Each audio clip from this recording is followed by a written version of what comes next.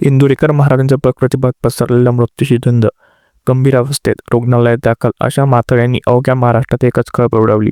Social media उघडतात हजारो comment, share, प्रतिक्रिया, शिव्या, प्रार्थना आणि उपहास एकाच वेळी दिसून लागले. काही तासातच हा विषय केवळ एका व्यक्तीच्या आरोग्यापुरता मर्यादित राहिला नाही, तर समाजाची मानसिकता, माध्यमांची जबाबदारी आणि डिजिटल चर्चास्तर याचा अर्थ बनला. प्रश्न एकच होता, ही बातमी खरंच तब्येतीची होती की लोकांच्या भावनेशी खेळण्याची?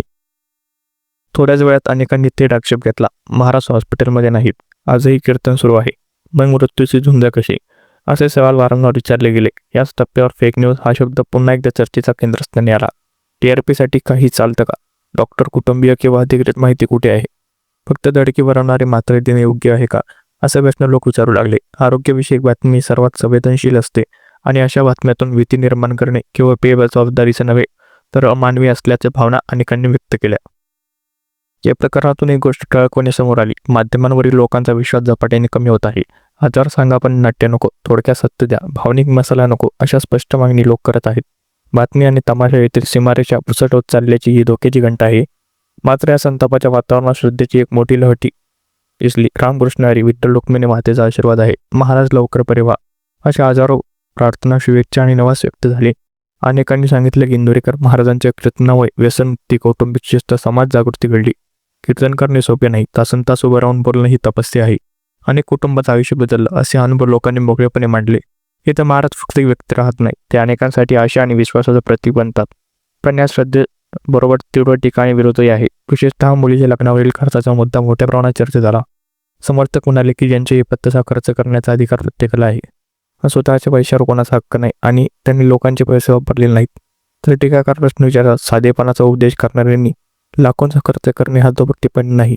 हा वाद केवळ पैशाचा नसून नैतिकतेचा आहे. समाजाला दिशा दाखवणाऱ्याकडून अपेक्षा अधिक असतात, हे वास्तव इथे पुढे अधोरेखित होतं. यातूनच कीर्तन म्हणजे सेवा की व्यवसाय हा प्रश्न पुन्हा समोर येतो. समर्थक सांगतात की सेवा असली तरी जगण्यासाठी साधन लागतात, मानधन मिळणं चुकीचं नाही आणि लोक मागणी करतात म्हणून कीर्तनांची संख्या वाढते. तर विरोधकांचा सूर अधिक कठोर आहे. त्यांच्या मते पाच कीर्तना म्हणजे भक्ती नाही तर व्यवसाय झाला.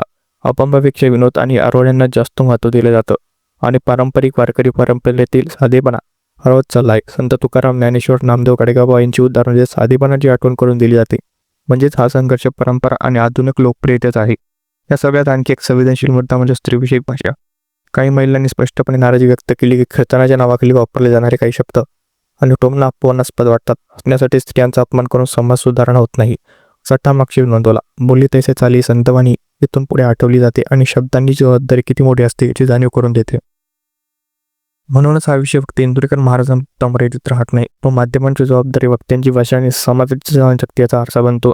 निष्कर्ष स्पष्ट आहे, आरोग्यविषयक बातम्या सत्य आणि संवेदनशीलता अनिवार्य आहे.